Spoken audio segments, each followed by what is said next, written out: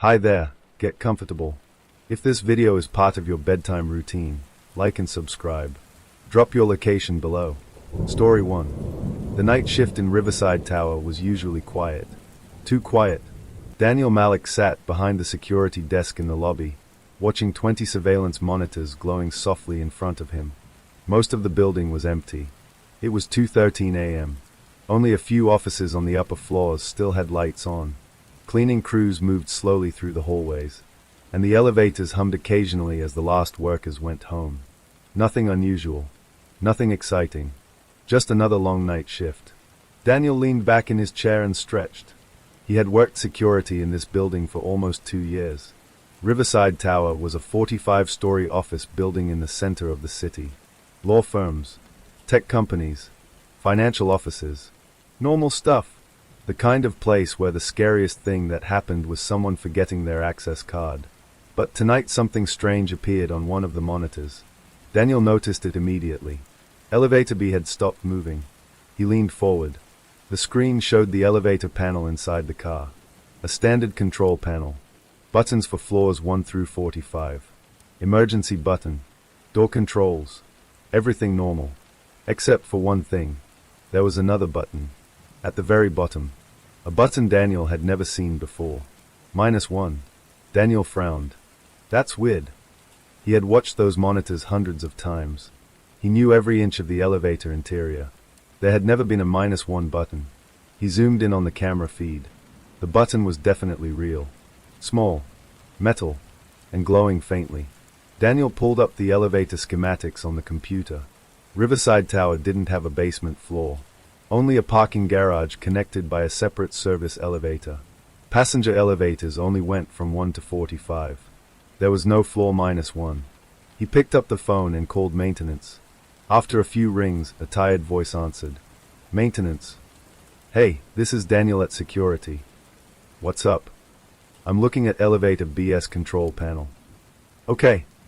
Why does it have a -1 button? The man on the other end was silent for a moment. Then he chuckled. Nice try. I'm serious. Those elevators don't go below the lobby. That's what I thought.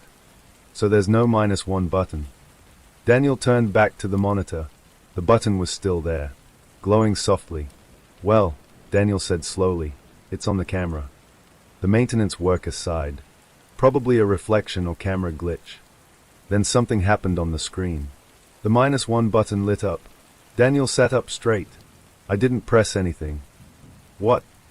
The button just activated. The elevator doors closed. The car started moving. Down. The digital display changed. Instead of showing 1, 2, 3, it showed something different. B1. Daniel's stomach tightened. Maintenance. Elevator B is moving. Moving where? Down. The man laughed again. That's impossible. The elevator continued descending. But according to the building plans, there was nowhere for it to go. The screen flickered. Then went black. Daniel stared at the monitor. Hello. No response. Suddenly the camera feed returned. But the elevator looked different. The lights inside flickered. The walls looked darker, older, and someone was standing inside the elevator. A man in a gray suit. Facing the doors.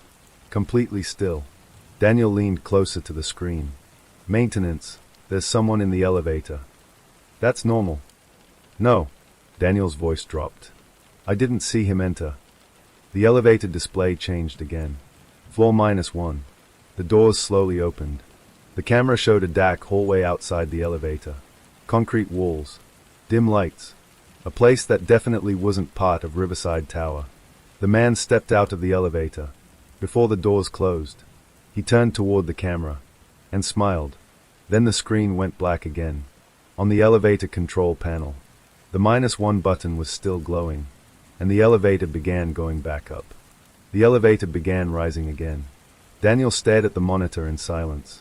The screen had returned after going black, but the image looked wrong. The lighting inside the elevator car flickered weakly. The metal walls looked older, scratched, almost rusted, like the elevator had suddenly aged 20 years. The digital display inside the car changed again. B1. Then slowly. 1, the lobby floor. Daniel watched as the elevator doors opened. The lobby camera feed appeared on another monitor beside it. Everything looked normal. Empty marble floor. Quiet reception desk. The large glass entrance doors reflecting the city lights outside. But something felt wrong. Daniel leaned closer to the screen. The elevator doors were open. But no one stepped out. He grabbed the radio on the desk. Lobby check. A moment later the cleaning supervisor responded. Yeah. You need elevator B. Right across the lobby. Can you walk over there? Sure. Daniel switched to the lobby camera. A janitor pushing a cleaning cat walked toward the elevator.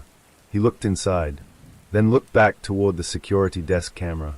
Confused. Security, the janitor said over the radio. Yeah. There's no one in here. Daniel's chest tightened. You're sure? Yeah. Empty. Daniel looked back at the elevator camera. The man in the gray suit had definitely stepped out on floor -1. But he had not returned. And yet the elevator had come back to the lobby by itself. All right, Daniel said slowly. Thanks. The janitor shrugged and walked away with his cat. Daniel turned back to his computer. Something about the hallway on floor -1 bothered him. He pulled up the building's blueprints again. Riverside Tower had been built in 1994. The plans clearly showed lobby, parking access, 4 to 5 office floors, roof access, but there was no underground level. No B1. No floor -1. Daniel opened another database. City construction permits. He searched for the building's early records. Most of the files were normal. Architectural permits. Electrical inspections. Structural reports. Then he found something strange. An older blueprint file. From 1992. 2 years before the building opened. Daniel clicked it. The image slowly loaded onto the screen. This blueprint looked slightly different. The upper floors were the same. The lobby layout matched. But beneath the lobby, there was another level. Sublevel -1. Daniel leaned closer. The hidden floor looked small. Just a few hallways, a handful of rooms, and one elevator connection. He scrolled down the blueprint. The rooms were labeled. Storage, maintenance, electrical control. But one room had no label. Just a large square space at the end of the hallway, marked only with a strange note. Restricted access. Daniel felt a chill run through him. If this floor had existed during construction, why wasn't it in the final building plans? He scrolled through the permit history again, and found another file. A safety inspection report dated March 3, 1994. The report was short. Too short. Only 2 sentences. Sublevel -1 permanently sealed due to structural instability. Access removed from elevator system. Daniel frowned. Structural instability? That usually meant something serious. Flooding. Foundation cracks. Collapsed supports. But buildings didn't normally erase entire floors from their blueprints. He picked up the phone again, this time calling the building manager. After several rings, a sleepy voice answered. Hello. Sorry to wake you, Mr. Halvorsen. It's Daniel from security. What's wrong? Do you know anything about a sealed underground floor in this building? There was silence. Then the manager asked quietly, What did you see? Daniel blinked. You knew about it. I asked you a question. Daniel glanced at the elevator monitor again. The -1 button was still there. Still glowing. The elevator went there, Daniel said. Another pause. Then the manager whispered something Daniel didn't expect. That floor wasn't sealed because of structural damage. Daniel sat up straighter. Then why was it sealed? The manager sighed. Because people kept going down there. Daniel's pulse quickened. What do you mean? Security incidents. Daniel felt a growing sense of dread. What kind of incidents? The manager's voice grew quieter. People would take the elevator late at night. They'd press a button that wasn't supposed to exist. Daniel stared at the monitor. The glowing -1 button looked almost brighter now. And then, Daniel asked, they'd go down to the floor. Daniel swallowed. Did they come back? The manager hesitated, then said quietly, Sometimes. A cold silence filled the security room. Daniel finally asked the question that had been forming in his mind. What happened to the ones who didn't come back? The manager answered slowly. We never found them. The elevator monitor suddenly flickered again. Daniel turned toward the screen. The elevator doors were closing. No one pressed it, Daniel whispered. The elevator started moving again. Down. The display changed. B1. Then, -1. The elevator doors slowly opened. The dark hallway appeared again. The same dim lights. The same concrete walls. The same silent corridor stretching into darkness. But this time, someone was standing in the hallway. Daniel leaned forward. His breath caught in his throat. The man in the gray suit had returned. But he wasn't alone. Behind him, dozens of people stood silently in the hallway, watching the elevator, waiting, and they all started walking toward it. The manager's voice came through the phone again. Panicked now. Daniel. Daniel whispered. They're coming up. The elevator doors were still open, and the hallway was getting crowded. The elevator doors remained open. Daniel stared at the monitor as the camera inside elevator B showed the dark hallway of floor -1. The same dim lights flickered along the concrete ceiling. But now the hallway was filled with people. Dozens of them, standing shoulder to shoulder, waiting, watching the elevator. Daniel's breath slowed. Mr. Halvorsen, he whispered into the phone. Yes, the building manager replied nervously. They are still there. On the screen, the people began walking forward. Slow, quiet, not running, not rushing, just calmly stepping toward the open elevator doors. Daniel leaned closer to the monitor. Something about them looked wrong. At first glance they looked normal. Office workers, men in suits, women wearing coats, some carrying briefcases. But their clothes looked old, not worn, just outdated, like clothing styles from another decade. The man in the gray suit stepped into the elevator first. The same man Daniel had seen earlier. The one who had smiled at the camera. Behind him, the others followed, one by one, filling the elevator car. Daniel grabbed the radio. Mr. Halvorsen, how many people disappeared when that floor was sealed? There was a pause on the line. Then the manager answered quietly. 32. Daniel counted the figures on the screen. 32 people inside the elevator, exactly filling the car. 32, Daniel whispered. The elevator doors slowly began to close. But before they shut completely, one of the people in the hallway moved. A woman, standing near the back. She didn't enter the elevator. She simply stood there watching. The doors slid shut. The display inside the elevator lit up. -1. Then it changed. 1. The elevator began rising. Daniel felt a wave of panic rising in his chest. They're coming to the lobby. The manager's voice grew tense. No. What? They can't reach the lobby. Why not? The manager answered slowly. Because the elevator system was modified after the incidents. Daniel frowned. What kind of modification? The manager took a breath. We installed an automatic return. Daniel stared at the screen. What does that mean? The elevator display changed again. Not 1. Not the lobby. 13. Daniel blinked. That's not possible. The manager sounded confused too. What do you mean? The elevator skipped the lobby. The elevator continued rising. Past floor 10. Past floor 12. Then it stopped. Floor 13. The doors slowly opened. The camera inside the elevator showed a hallway. But Daniel immediately noticed something strange. Riverside Tower did not have a 13th floor. Like many buildings, it skipped from 12 to 14. The floor number didn't exist. And yet, the elevator had stopped there. The hallway outside looked dark, abandoned. Dust covered the carpet. Lights flickered weakly along the ceiling. The passengers stepped out, all 32 of them, walking slowly into the hallway. Daniel whispered, "That floor doesn't exist."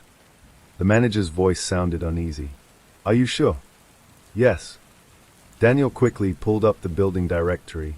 Floors 1 to 12. Floors 14 to 45. There was no listing for 13. But the elevator camera clearly showed the number on the wall. 13. The passengers walked down the hallway, moving deeper into the darkness. The last one stopped before leaving the elevator. The man in the gray suit. He turned slowly toward the camera and spoke. even though the elevator camera had no microphone. Daniel somehow heard the words clearly. "You stayed too long." Then the man stepped out of the elevator. The doors closed. The screen flickered again. The elevator began moving. Down. Daniel stared at the display. "What now?"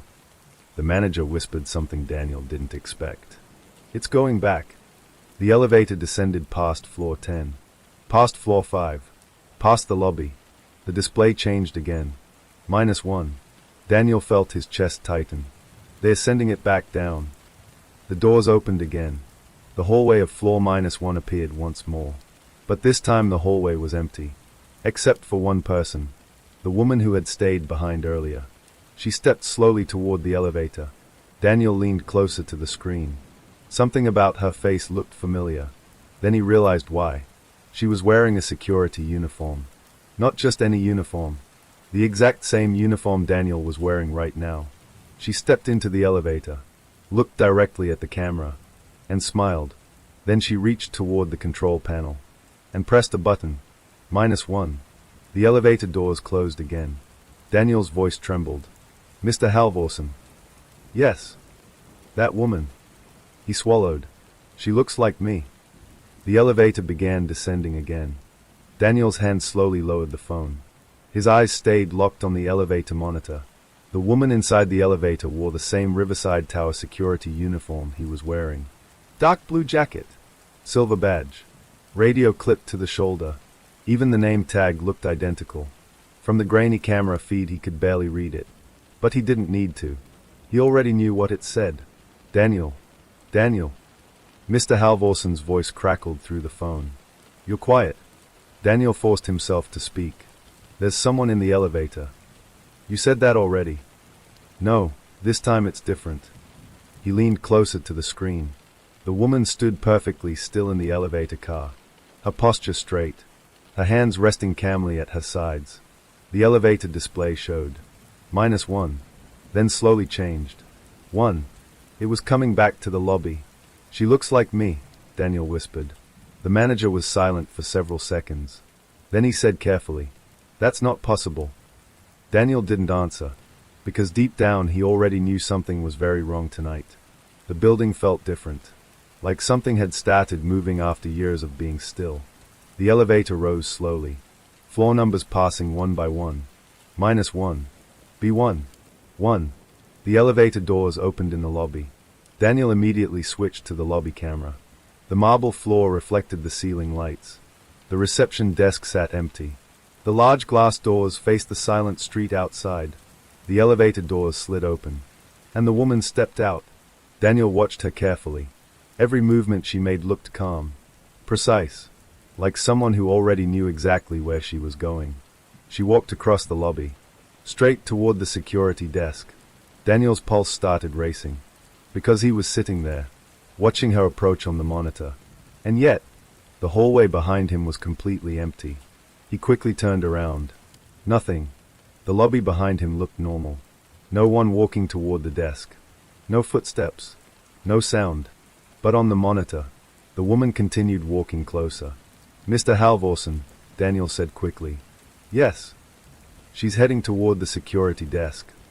The manager's voice turned nervous. "Daniel, I need you to listen carefully." Daniel didn't look away from the screen. "I'm listening. Do not interact with her." The woman stopped in front of the security desk. She looked directly at the camera mounted above the monitors. Then she smiled. Daniel felt a chill crawl up his spine, because her smile was identical to his own. Same shape, same expression, same teeth. "She's looking at the camera," Daniel whispered. Then she did something even stranger. She sat down in the chair behind the desk. The exact same chair Daniel was sitting in. On the monitor, she reached forward and touched the keyboard. Daniel's own keyboard suddenly lit up. He pulled his hands away instantly. "What the hell?" The woman typed something. The security system screen changed. Cameras flickered. Files opened automatically. Daniel watched the monitor in disbelief. "She's using the system." Mr. Halvorsen sounded terrified now. "Daniel, check the personnel records." Daniel quickly opened the employee database. Security staff history. Night shift logs. Employee lists going back to 1994. He scrolled down the page slowly. Guard after guard. Name after name. Every security employee who had ever worked in Riverside Tower. Then he noticed something strange. Many of the names had a symbol beside them. A small gray icon. Daniel clicked one of them. The file opened. Michael Reyes. Night Security Guard. Employed. 2008 to 2011. Status, missing. Daniel clicked another. Sarah Kim. Night Security Guard. Employed. 2012 to 2014. Status, missing. Another. Daniel Carter. Night Security Guard. Employed. 1999 to 2003. Status, missing. Daniel felt his throat tighten. How many guards disappeared? He asked. The manager answered quietly. 7. Daniel scrolled further. Every few years another night guard vanished. All of them listed as missing. Were they ever found? Daniel asked. No. Daniel slowly turned back toward the elevator camera. The woman still sat behind the security desk on the screen, typing calmly, studying the monitors, watching the building, just like a night guard would. Mr. Halvorsen. Yes. I think I know what happened to them. The manager didn't respond, because he already understood. Daniel spoke slowly. They didn't disappear. The woman suddenly looked up from the keyboard, directly at the camera, and smiled again. They replaced themselves. Daniel's heart pounded in his chest. What do you mean? The manager asked nervously. Daniel stared at the monitor. The building takes the night guards. And then something else comes back wearing their face. The woman stood up from the desk. Then she walked toward the elevators again. But this time she didn't press a button. The -1 button lit up by itself. The elevator doors opened. She stepped inside. Before the doors closed, she looked straight at the camera and spoke again. You stayed too long. The elevator began descending. Daniel stared at the screen. His reflection appeared faintly in the glass of the monitor. And for a moment, he thought the reflection was smiling, even though he wasn't. The elevator doors slid shut. On the monitor, the woman who looked exactly like Daniel disappeared from view as the car began descending again. The display changed slowly. 12, 8, 5. Then finally, -1. The elevator stopped. The doors opened to the dark hallway once again, and the camera feed went black. Daniel sat frozen at the security desk. His heart pounded so loudly he could hear it in his ears. Daniel. Mr. Halvorsen's voice came through the phone. Yes. You're still there. I'm here. Daniel looked back at the employee database. 7 security guards listed as missing. 7 names. 7 different years. And every single one had worked the night shift. Just like him. He scrolled further down the file. His mouse moved slowly, almost reluctantly, because a part of him already knew what he was about to see. At the very bottom of the list was a new entry, one he had never noticed before. Daniel Malik, Night Security Guard. Employed, 2024 to 2029. Status, missing. Daniel felt his stomach drop. The date made no sense. It was currently 2026. Mr. Halvorsen, he whispered. Yes. My name is in the system. The manager didn't respond immediately. Then he said carefully, What does it say? Daniel read the line again. His voice sounded distant even to himself. Daniel Malik, Night Security Guard. Missing in 2029. There was a long silence on the phone. Finally the manager spoke again. That file shouldn't exist. Daniel rubbed his temples. But it does. He clicked on the record. A detailed report opened. Incident report, August 14th, 2029. Security guard Daniel Malik failed to respond during night shift. Elevator B recorded unauthorized access to restricted sublevel. Guard never located. Case closed. Daniel stared at the screen. The report looked official. Stamped. Archived. Finalized. But the date hadn't happened yet. Daniel, Mr. Halvorsen said slowly. Yes. Do you remember when you started working here? 2 years ago. The manager sighed. That's not what our records say. Daniel's stomach tightened. What do they say? The manager typed something on his end, then read from the file. You were hired in 2024. Daniel blinked. That was impossible. He clearly remembered applying in 2024, starting work in 2025. You've been here longer than you think, the manager continued. Daniel suddenly looked around the security office. The desk, the monitors, the worn leather chair. Everything felt familiar. Too familiar. How many night shifts have I worked? Daniel asked quietly. The manager checked the system again, then answered, 742. Daniel felt a cold wave move through his chest. 700 nights. 2 full years. Night after night. Watching the same building. The same elevators. The same empty lobby. You stayed too long. The whisper made Daniel spin around. The security office was empty. No one standing behind him. But the words had sounded close. Very close. Daniel slowly turned back to the monitors. One of the cameras had changed. The hallway camera outside the security office. Someone was standing there. It was the woman again. The one wearing his uniform. But something about her face had changed. Her expression looked tired. Older. Daniel leaned closer to the screen, and suddenly realized why. She looked like him, but older. 3 years older. The same face, but aged. The same face that would appear in 2029. The future version of himself. Daniel, Mr. Halvorsen whispered. What? I'm looking at the elevator logs. Daniel's eyes stayed locked on the monitor. What about them? The manager sounded shaken. The elevator has been going to floor -1 every night. Daniel frowned. What do you mean every night? The manager continued. For the past 2 years. Daniel's chest tightened. That's impossible. Every night at 2:13 a.m., the manager said quietly. The same time it happened tonight. Daniel looked at the clock on the security desk. 2:17 a.m. The woman on the hallway camera stepped closer to the door. She stopped right outside the security office. Then she raised her hand. And knocked. 3 slow taps. Daniel didn't move. He just stared at the door. The knock came again. 3 taps. Daniel, the manager said urgently. Don't open it. Daniel whispered. I'm not going to. The voice on the other side of the door spoke. Calm. Familiar. Daniel. It sounded exactly like his own voice. You stayed too long. Daniel's hands began shaking. Mr. Halvorsen. Yes. There's something I need to know. The manager hesitated. What? Daniel swallowed. What happens when the night guard disappears? The manager didn't answer immediately. When he finally spoke, his voice sounded heavy. The next guard gets hired. Daniel stared at the door. And the building waits. The knocking stopped.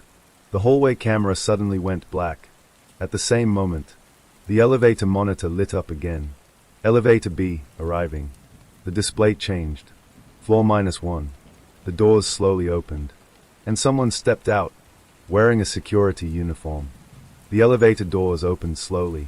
Daniel watched the monitor without breathing. Someone stepped out of elevator B. Another security guard. Dark blue uniform. Flashlight clipped to the belt. Radio on the shoulder. Exactly like Daniel. But this guard wasn't the woman from before. This one was a man. Older. His hair was gray. His posture stiff, like someone who had spent too many years standing watch. The guard stepped into the lobby. The elevator doors closed behind him. Daniel leaned closer to the monitor. Something about the man's face looked familiar. Very familiar. Then Daniel realized why. He had seen that face before. Not in person, but in the employee database. Michael Reyes. Night security guard. Missing since 2011. Mr. Halvorsen, Daniel whispered into the phone. Yes. I think one of the missing guards just came back. The manager didn't answer immediately. When he did, his voice sounded shaky. What's his name? Daniel pulled up the file again. Michael Reyes. There was a long pause. Then the manager sighed. He disappeared 15 years ago. Daniel watched the man on the monitor. Reyes walked slowly across the lobby, studying the building, looking around calmly, like someone checking a familiar place. Then Reyes turned toward the security desk, toward Daniel. Daniel spun around in his chair. The lobby behind him was still empty. No one walking toward him. No footsteps. No sound. But on the monitor, Reyes continued approaching. Daniel felt something cold settle in his chest. "They're not really here," he said quietly. "What do you mean?" the manager asked. Daniel stared at the screen. "They're inside the building. But not in the same place we are." Reyes stopped in front of the security desk on the monitor. He looked directly at the camera. Then he raised his hand and tapped the screen. The security monitors flickered. Every camera in the building switched feeds at the same time. Hallways, offices, conference rooms, elevators, parking garage. But none of them showed the normal building anymore. Instead, every camera showed the same place. A long concrete hallway, dim lights buzzing overhead, rows of doors stretching into darkness. Daniel felt his pulse racing. "That's floor -1. "Are you sure?" the manager asked. "Yes." The hallway looked exactly like the one Daniel had seen on the elevator camera earlier.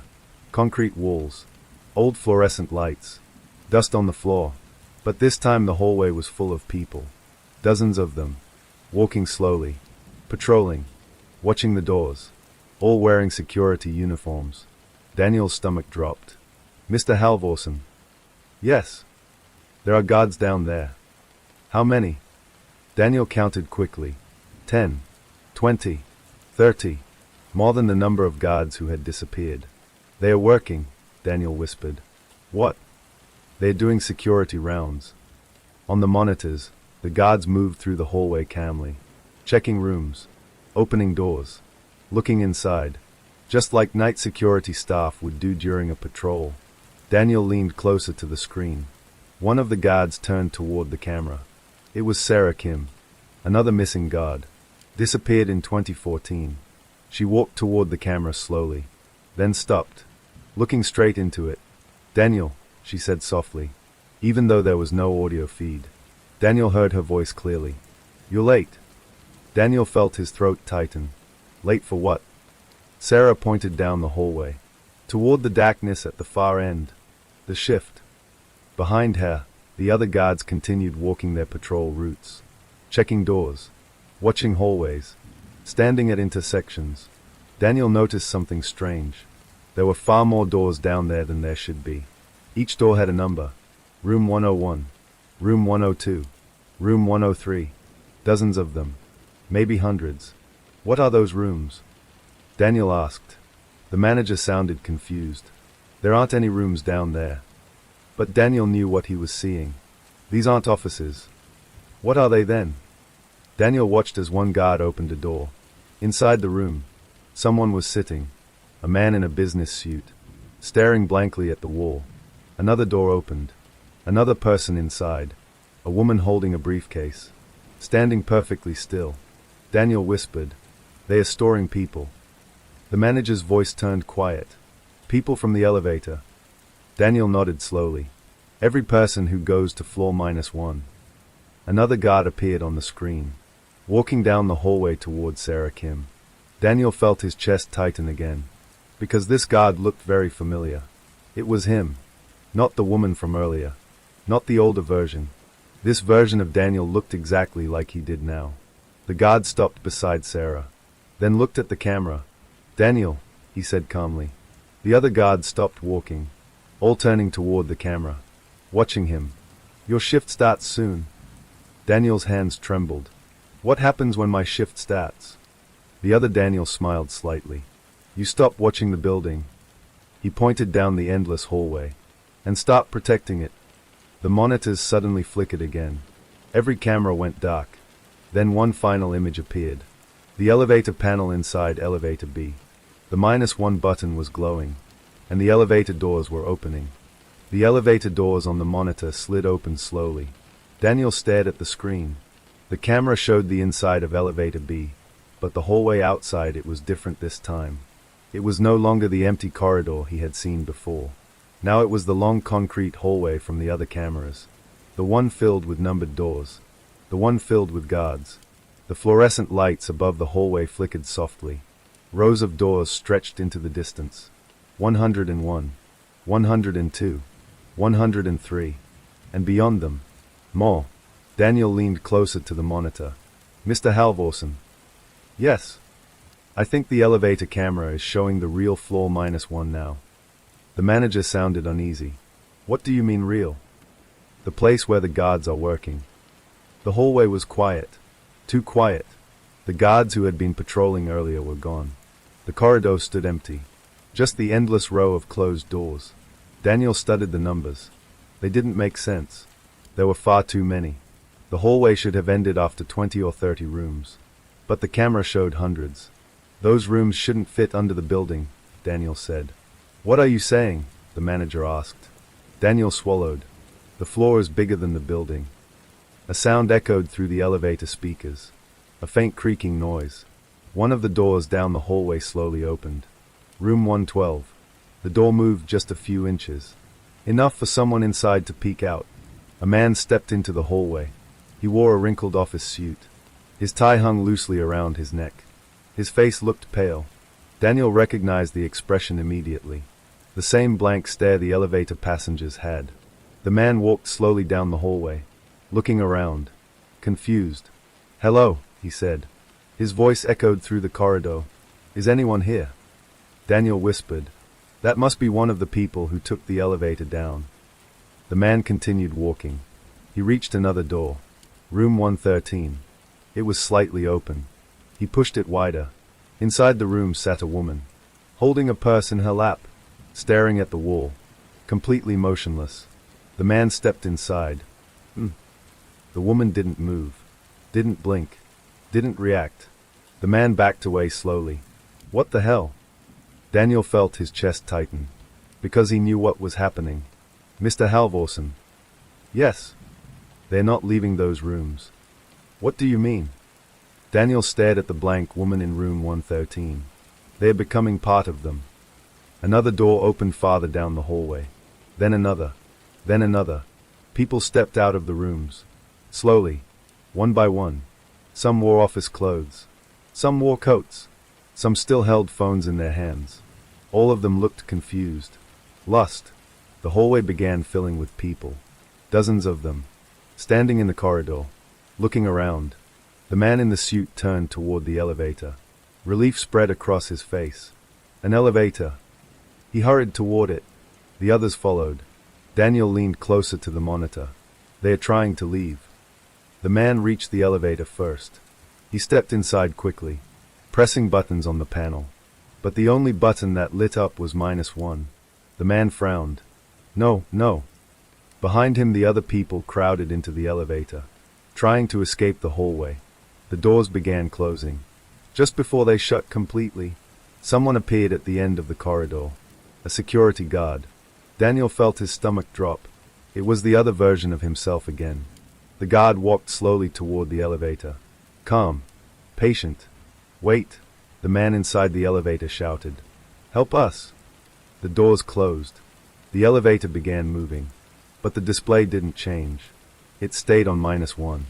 The elevator wasn't going up. It was moving sideways. Daniel frowned. Sideways. The camera feed suddenly switched, now showing a different hallway. Another section of floor -1. More doors. More rooms. The elevator opened again. The people stepped out, looking around in confusion. This isn't the lobby, the man said. Behind them the doors closed again. The elevator moved away. Daniel whispered. The elevator isn't an exit. What is it then? The manager asked. Daniel watched as the security guards appeared again, from different hallways, walking toward the new arrivals. It's delivering them. The guards surrounded the confused passengers, not aggressively, just calmly guiding them. One guard opened a nearby door. Room 214. Please step inside, he said politely. The man in the suit looked terrified. Why? The guard answered simply. Your shift hasn't started yet. Daniel felt cold dread settle in his stomach. Mr. Halvorsen. Yes. I think the rooms are waiting for them. For what? Daniel stared at the endless corridor. To change. On the monitor, the guards gently guided the people into different rooms, closing the doors behind them. Room 214. Room 215.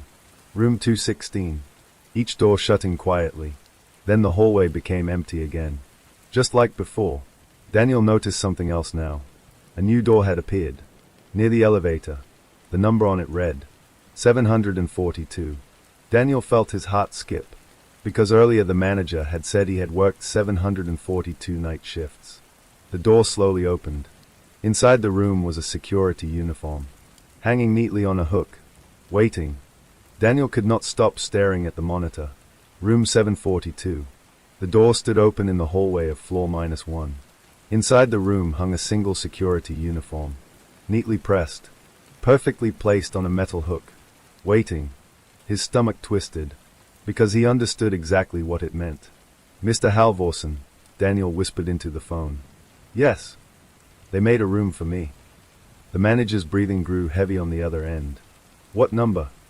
Daniel swallowed. 742. Silence. Then the manager spoke slowly. "That's how many night shifts you've worked." Daniel leaned back in his chair. The security office suddenly felt smaller. The humming monitors sounded louder. The building felt like it was listening. On the screen, the hallway camera slowly moved. Not because someone was controlling it, because the elevator itself had started moving again. The display changed. 1. The lobby. The elevator doors opened. The camera showed the familiar marble floor again. The quiet reception desk. The empty glass doors facing the street. Everything looked normal. Then Daniel saw something that made his blood run cold. The security desk. Someone was sitting in his chair. The camera zoomed automatically. The person turned slightly, and Daniel saw his own face. Not the older version. Not the woman. This one looked exactly like him. Same haircut. Same uniform. Same expression. The copy of Daniel calmly watched the monitors, typing occasionally, checking cameras, just like a security guard on night shift. Daniel whispered, "That's me." Mr. Halvorsen answered quietly, "No, that's the replacement." The copy of Daniel stood up. He stretched his arms casually, then walked toward the elevator. The doors were already open. Waiting. He stepped inside, and pressed a button. The camera zoomed in on the control panel. -1. The elevator doors closed. The car began descending. Daniel felt something tighten in his chest, because he realized something terrifying. The building had already replaced him, even though he was still sitting at the desk. "Mr. Halvorsen," Daniel said slowly. "Yes. I don't think I'm supposed to be here anymore." The manager didn't respond, because they both understood what that meant. The elevator descended again. The display changed. B1. Then slowly.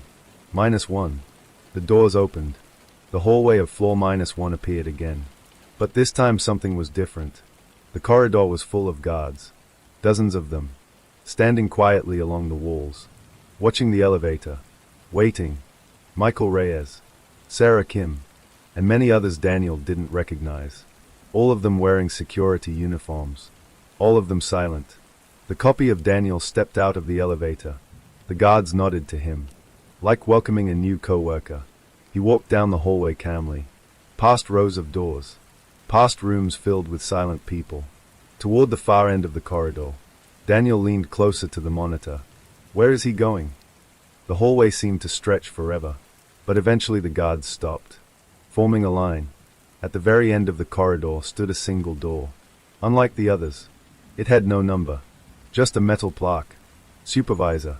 The copy of Daniel stopped in front of it, then knocked once. The door opened slowly. Inside the room was another security desk. Old, covered in dust, surrounded by dozens of monitors. And sitting behind the desk was a man, very old, thin, pale. His uniform looked ancient, like something from the 1990s. The old guard looked up slowly, his eyes tired, but alert. Daniel felt a sudden chill. "Mr. Halvorsen." "Yes." "Who was the first night guard here?" The manager's voice grew quiet. "Someone named Thomas Greer." Daniel stared at the monitor. The old man behind the desk had a name tag. Greer, the first guard, the one who had started working when the building opened in 1994. He had never left. The old man studied the copy of Daniel carefully, then smiled faintly. "Another one?" The copy of Daniel nodded. "Yes, sir." The old guard leaned back slowly, looking tired. "I've been waiting a long time for relief." Daniel felt his heart pounding. What does that mean? On the monitor, Greer stood up slowly, his movements stiff, like someone who hadn't rested in decades. He removed his security badge, placed it on the desk. Then he looked at the copy of Daniel. The building needs someone to watch it. The copy nodded. I understand. Greer walked past him slowly, toward the hallway, toward the elevator. For the first time in 32 years, the first night guard of Riverside Tower was leaving floor -1. Daniel whispered, "He's going upstairs." The elevator doors opened. Greer stepped inside. The display changed. 1. The elevator began rising. Daniel felt cold fear spreading through his chest, because he suddenly understood something. Mr. Halvorsen. Yes. The building isn't replacing guards. What do you mean? Daniel stared at the monitors showing the endless hallway of floor -1. The guards. The rooms. The doors. It's promoting them. The elevator rose slowly. Daniel watched the monitor in silence. Inside the elevator stood Thomas Greer, the first night guard of Riverside Tower. The man who had been working on floor -1 since 1994. 32 years. Watching a building that never slept. Protecting something that never left. The elevator display changed. -1. B1. Then finally. 1. The lobby. Daniel switched to the lobby camera. The elevator doors slid open. Greer stepped out slowly.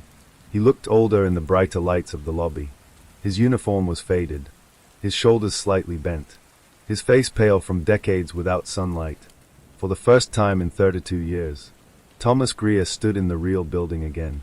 He looked around the lobby carefully, studying the marble floor, the reception desk, the glass doors leading outside. Everything was quiet, the same quiet Daniel had experienced every night shift. Greer took a slow breath, then smiled. Finally, he whispered. Daniel could almost feel the man's relief through the screen. Greer walked toward the front entrance, his steps slow, uncertain, like someone learning how to walk again after a long illness. Mr. Halvorsen, Daniel said quietly. Yes. He's going to leave. The manager sounded tense. That might be a problem. What do you mean? The manager hesitated before answering. None of the guards were ever meant to leave. Greer reached the glass doors. He pushed them open. Cold night air rushed inside. Outside, the city street looked calm. Street lights glowing softly. A few cars passing in the distance. Greer stepped onto the sidewalk and stopped. Daniel leaned closer to the screen. What's he doing? Greer looked down at his hands, slowly turning them over, studying them. Then something strange happened. His hands began to shake. Greer looked confused. He lifted his arm, but it moved strangely, like his body wasn't working properly anymore. Daniel felt a chill run through him. Something's wrong. Greer took another step, but his legs trembled. His knees bent slightly. Then his skin started changing. At first Daniel thought it was just the camera, but then he realized what he was seeing. Greer's skin was turning gray, like old concrete. Cracks began spreading across his hands, thin lines forming along his fingers. Greer stared at them in horror. No. He tried to move faster, tried to walk away from the building, but every step made the cracks worse. His arms stiffened, his face hardened, his movements slowed. Daniel whispered, "What's happening to him?" Mr. Halvorsen answered quietly, "I think the building doesn't let its guards leave." Greer stumbled forward again, but his body was becoming heavier, slower. The cracks spread across his neck, his jaw, his forehead, like stone forming over his skin. Greer tried to scream, but his mouth barely moved. He reached toward the street, toward freedom. Then suddenly, he stopped moving, completely still. Daniel felt his chest tighten. Is he? The manager finished the sentence quietly. Dead. Daniel kept staring at the camera. But something about the scene didn't look right, because Greer wasn't lying on the ground. He was still standing, frozen. Daniel zoomed in on the camera feed. Greer's entire body had turned gray. Rough, hard, stone. He looked exactly like a statue of a security guard standing outside Riverside Tower. Daniel whispered. He turned into part of the building. The manager didn't respond. Daniel switched to the street camera. Cars drove past the statue without noticing anything unusual. Pedestrians walked by. No one stopped. No one looked twice, because the statue looked completely normal, like it had always been there. Daniel suddenly realized something terrifying. How many statues are outside the building? The manager sounded confused. What? Daniel quickly switched to the exterior cameras. One by one. Camera 1. Camera 2. Camera 3. Each view showed the same sidewalk around Riverside Tower. And now Daniel noticed something he had never paid attention to before. Statues. Decorative statues placed around the entrance. Security guards. 7 of them. Standing in different positions around the building. Each one holding a flashlight. Or standing watch near the door. Daniel's voice trembled. They're the missing guards. Mr. Halvorsen whispered. Oh my God. The statues had always been there. For years. Part of the building's decoration. But they weren't decorations. They were the guards who had finished their shift. Daniel leaned back in his chair slowly. Mr. Halvorsen. Yes. I think I know what happens when someone gets promoted. What? Daniel looked at the elevator monitor again. The doors were opening. Inside the elevator stood the copy of Daniel, the new supervisor of floor -1. Watching the monitors. Watching the building. Watching him. Daniel spoke quietly. You work the night shift forever. And when you finally leave, you become part of the building. The elevator display changed again. 1. The doors began opening in the lobby. Daniel felt his heart stop. Because this time, the elevator had come for him. The elevator doors opened in the lobby. Daniel stared at the monitor as the empty elevator waited. Inside, the light flickered softly. The -1 button glowed. For several seconds, Daniel didn't move. His hands rested on the security desk. The same desk he had sat at for 2 years. 742 night shifts. Watching the building. Protecting it. Without ever understanding what he was protecting it from. Daniel, Mr. Halvorsen said quietly through the phone. Yes. You need to leave the building. Daniel kept staring at the monitor. The elevator waited patiently, like it knew he would eventually come. I don't think it's that simple, Daniel replied. The manager's voice sounded tense. Why not? Daniel slowly looked toward the lobby behind him. The marble floor stretched toward the elevator. The glass doors showed the quiet street outside. Everything looked normal. Safe. But Daniel understood something now. The building didn't trap people by force. It waited. It watched. And eventually, people stepped inside the elevator on their own. The manager spoke again. Daniel, listen to me. Grab your things and walk out the front door. Daniel stood slowly. His chair rolled backward. For the first time in hours, he stepped away from the security desk. He walked into the lobby. His footsteps echoed across the marble floor. The elevator doors were still open. The light inside glowed softly. Waiting. Daniel walked past it. He didn't look inside. Instead, he continued toward the glass entrance. Toward the street. Toward freedom. Good? Mr. Halvorsen said. Just keep walking. Daniel reached the doors. He pushed them open. Cold night air rushed inside. Outside, the city looked calm. Streetlights glowing. Cars passing in the distance. And standing beside the entrance were the statues. 7 security guards made of stone. Frozen in place. Watching the building forever. Daniel stepped onto the sidewalk. He felt relief immediately. The heavy feeling inside his chest disappeared. The building felt farther away. Smaller. I made it, Daniel said softly. The manager sighed with relief. Just go home. Daniel nodded. He began walking down the street. But after only a few steps, he stopped. Something felt wrong. He turned slowly and looked back at Riverside Tower. The building stood tall against the night sky. 4 to 5 floors of glass and steel. Lights glowing in hundreds of windows. But Daniel suddenly realized something. The building looked incomplete, like something important was missing. Daniel frowned. Mr. Halvorsen. Yes. How many security guards does this building normally have? The manager answered automatically. 1 on night shift. Daniel looked back at the entrance, at the stone statues. 7 guards who had finished their shift. And suddenly Daniel understood something terrifying. Then who's watching the building right now? The manager didn't answer. Because he didn't know. Daniel looked up at the security cameras mounted around the entrance. They slowly turned, pointing toward him, watching him leave. Daniel felt a strange sensation inside his chest. A pull. A quiet voice in his mind. Someone has to watch the building. He shook his head. No. But the thought wouldn't disappear. What if someone else walked into the building tonight? What if they took the elevator? What if the doors opened on floor -1? Who would guide them? Who would watch the doors? Who would keep the rooms closed? Daniel realized something horrifying. The guards on floor -1 weren't prisoners. They were caretakers, protecting the building from whatever lived inside those rooms. He remembered the endless hallway, the numbered doors, the silent people inside them. What would happen if no one was there to watch them?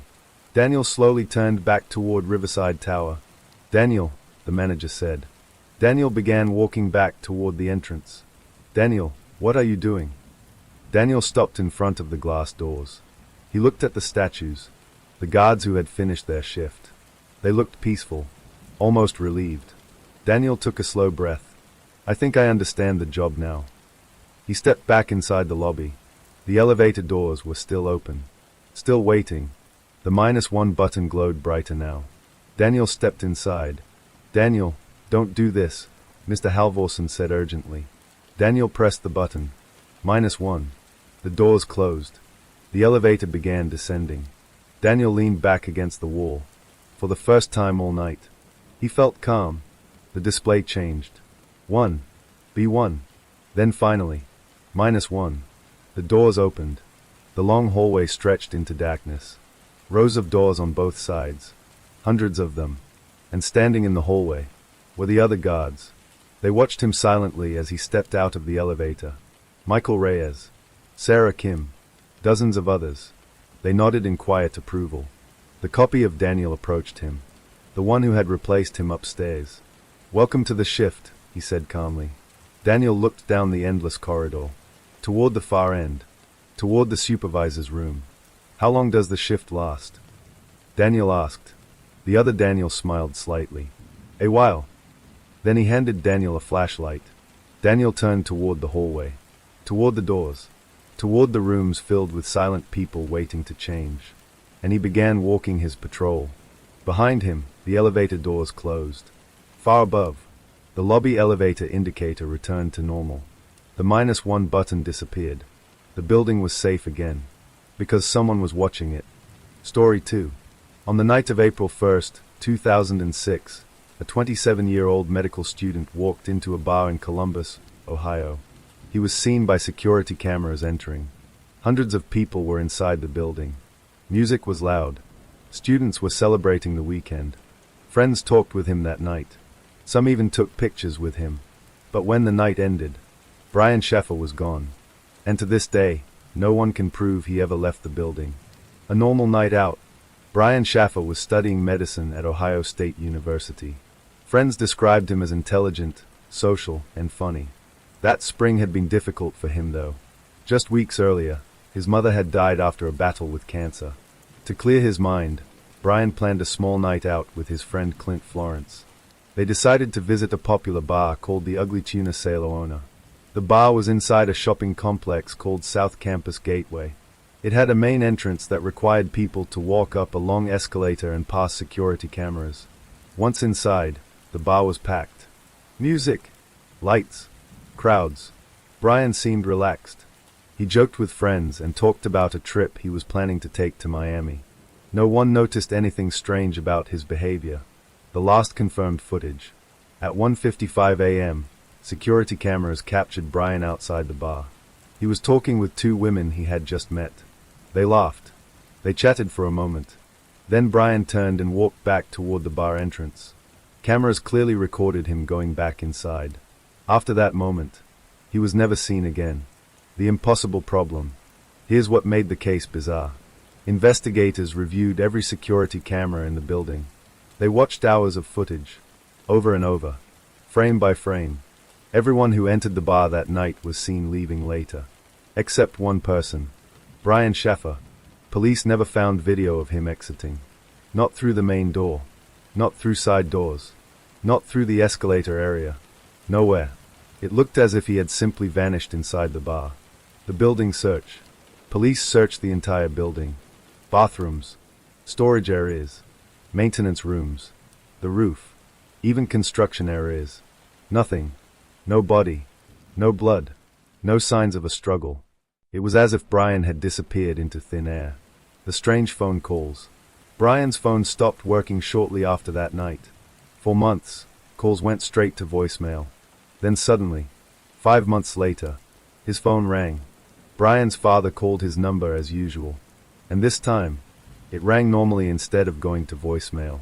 But when police tried to trace the signal, it disappeared. The phone was never located. The friends under suspicion. Investigators questioned Brian's friend Clint Florence. He was one of the last people known to see Brian that night. Clint cooperated fully. He even took a polygraph test, which he passed. Police found no evidence linking him to the disappearance. Still, some people online believe he might know more than he admitted. But there has never been proof. The construction theory. Some people believe Brian may have exited through a construction area that wasn't covered by cameras. At the time, parts of the building were under renovation.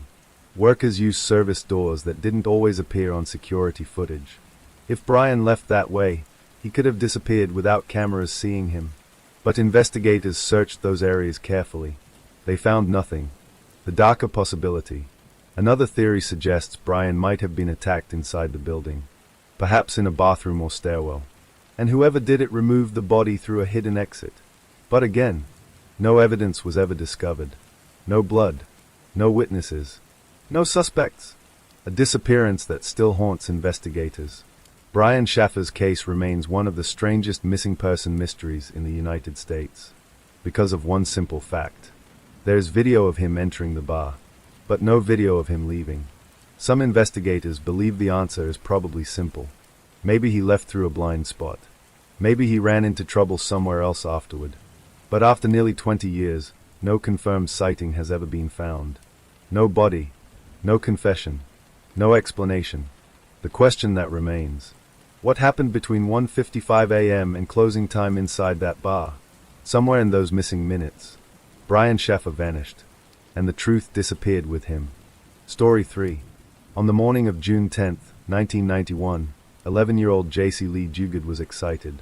Summer vacation had just started in South Lake Tahoe, and like many kids her age, she was enjoying the freedom of sleeping in and spending time outside. That morning she left her house to catch the school bus for a short summer program. Her stepfather watched her walk down the driveway.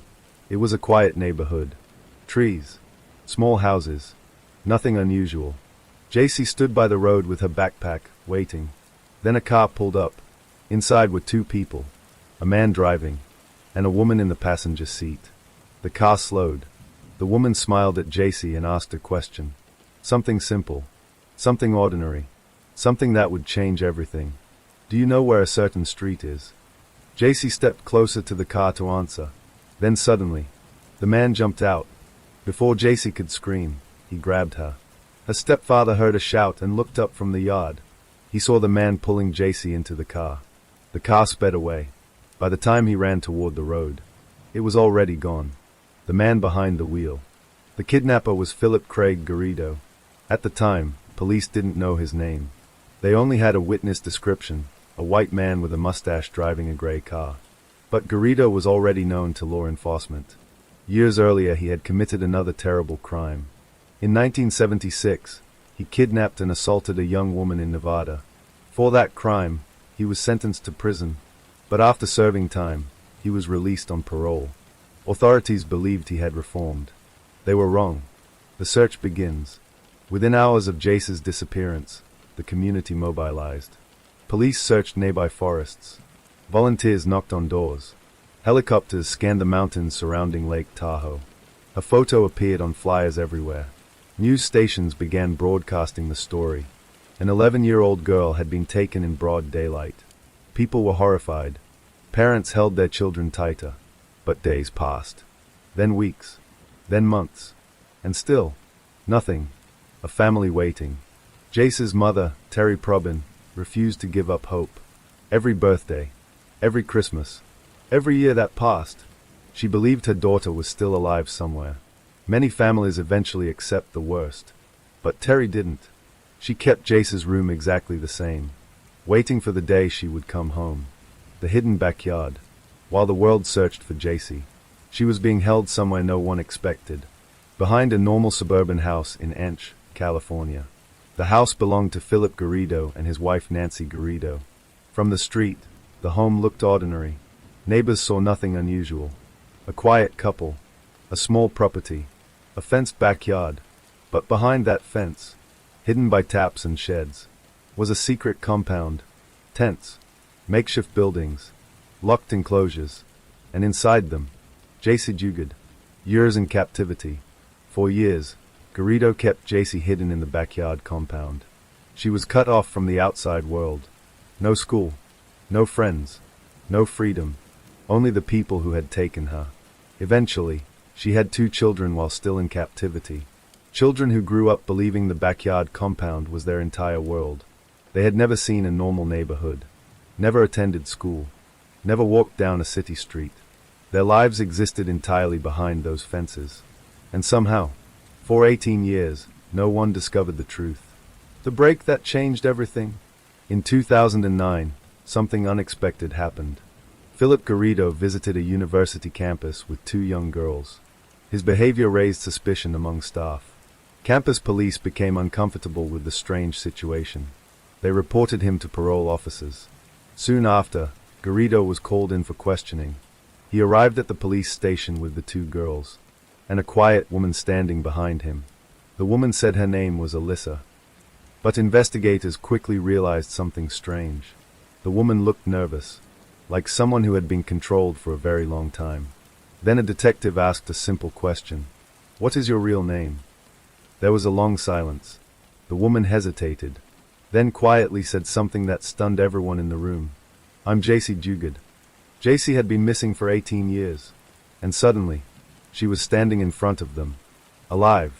The room at the parole office was quiet. 3 people sat across from the investigators.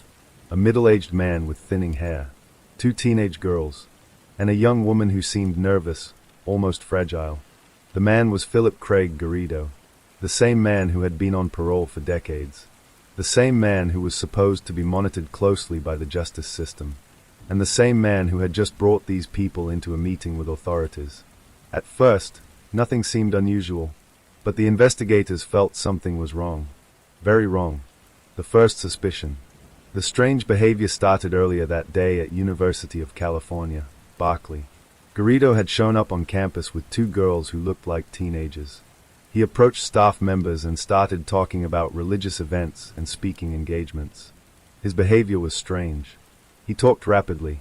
His explanations didn't make much sense. More importantly, the girls with him seemed uncomfortable. They barely spoke. They looked down most of the time.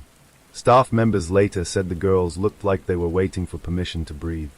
One employee became concerned enough to contact campus police. That single phone call would change everything. The parole check. Because Garrido was a registered offender on parole, authorities decided to contact his parole officer. A meeting was scheduled.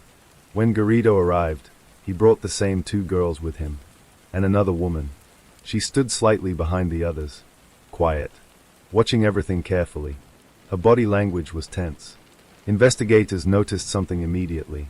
She didn't behave like someone who was free. She behaved like someone who had spent years being controlled.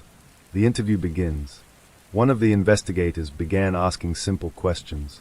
"What's your name?" The woman paused. Then she answered softly, "Alyssa." It was the name Garrido had introduced her with. But the investigator wasn't convinced. There was something in her eyes. Fear. Hesitation. Like she wanted to say something else but wasn't sure she could. So the investigator tried again. "Is that your real name?" Another pause. The woman looked briefly at Garrido. That glance told investigators everything. She was afraid of him. The moment everything changed. The investigator leaned forward slightly. "What is your real name?" The room was silent. For a moment, no one spoke. Then the woman finally whispered something. 3 words. Words that made everyone in the room freeze. My name is Jaci. The investigator blinked. Jaci, what? The woman swallowed. Her voice trembled. Jaci Jugad. For a moment no one moved. Because the name sounded familiar. Very familiar. Then suddenly someone in the room realized why. The case everyone remembered. Years earlier, the kidnapping of Jaci Lee Jugad had become one of the most widely known missing child cases in California.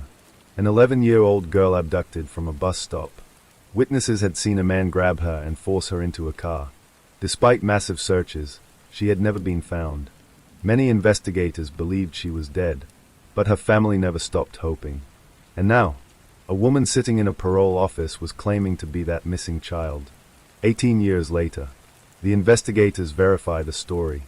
Authorities began asking careful questions. Where was she taken? How long had she been gone? Who had kept her? Jaci answered slowly, but the story she told shocked everyone. She described being kidnapped in South Lake Tahoe. She described the car.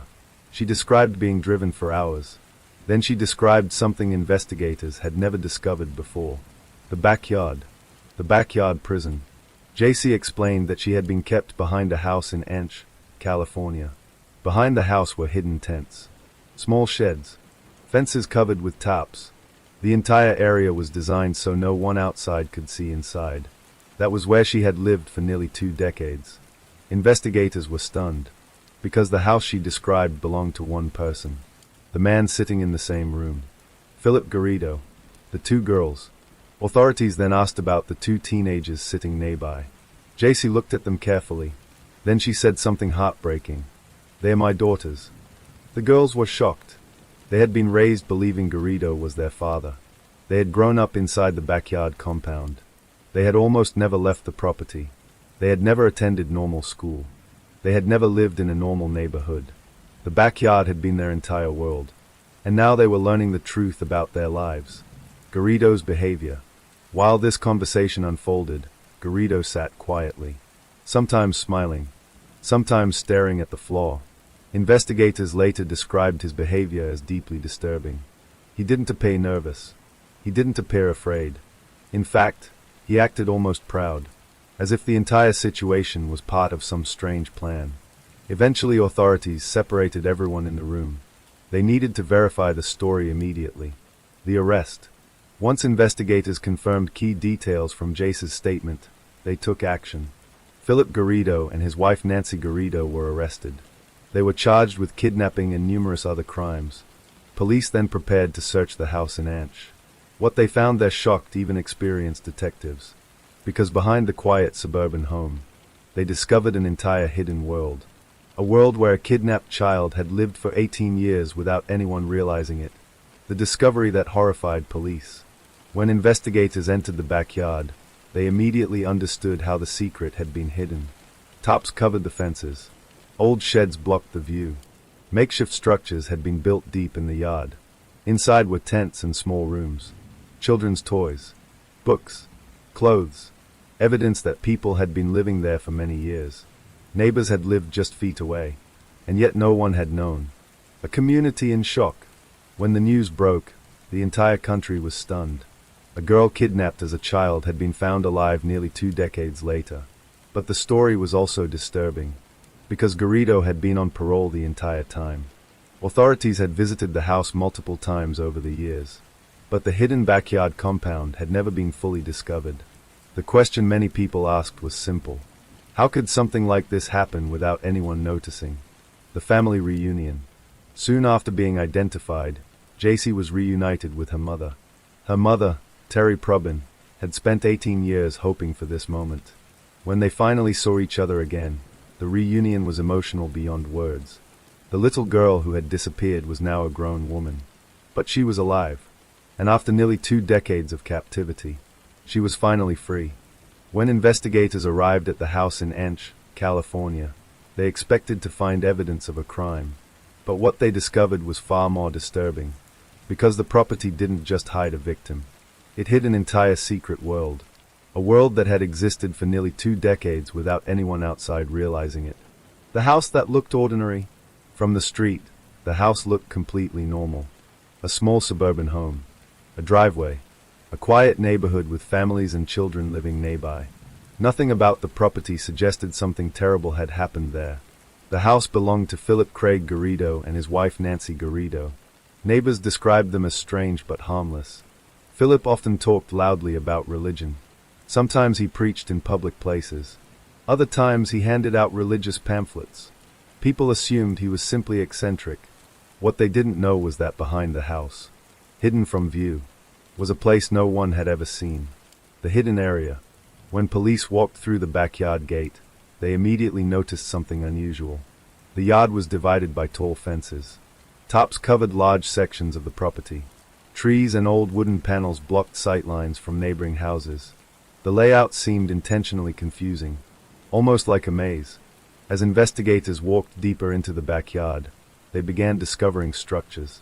Small sheds, tents, makeshift buildings built from scrap wood and plastic sheets. Some of them were hidden behind other structures so they couldn't be seen from above. It looked less like a backyard, and more like a small hidden village. The first tent. One of the officers carefully opened the entrance to a large tent. Inside were mattresses, blankets, children's toys, books, plastic storage containers filled with clothes. It was clear people had been living there for many years. Investigators looked at each other in disbelief. How could something like this exist for so long without anyone noticing?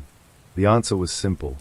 The entire area had been designed to hide everything happening inside it. The living conditions.